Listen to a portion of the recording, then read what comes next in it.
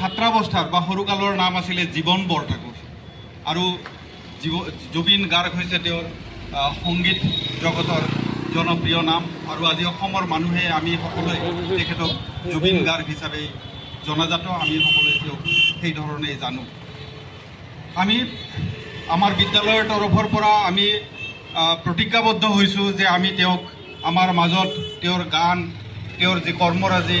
আৰু তেওঁৰ যি আদৰ্শ তাৰ জৰিয়তে ছাত্ৰ ছাত্ৰীসকলক অনুপ্ৰাণিত কৰিম আৰু তাৰ মাজেৰে আমি তেওঁক জীয়াই ৰাখিম চিৰযুগমীয়া আমি কৰিবলৈ চেষ্টা কৰিম আৰু তেতিয়াহে আমি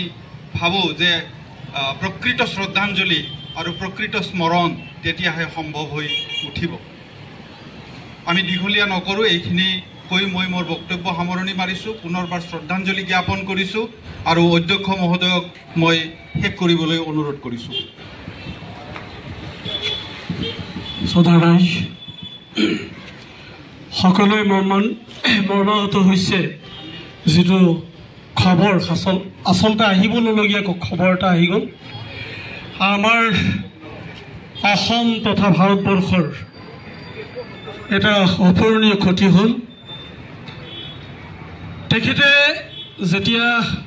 ছিংগাপুৰত আছিল তেখেতৰ লাষ্ট এটা গীত তেওঁ গাইছিলে আৰু এই গীতটো আমাৰ ডক্টৰ উৎপল ফুকন দেৱক মই অকণমান গুণগুণাই দিবৰ কাৰণে আহ্বান জনাইছোঁ আৰু এইটোৱে আমাৰ আজিৰ অনুষ্ঠান সামৰণি মাৰি মই অকণমান আপোনাৰ হেৰি কৰিছোঁ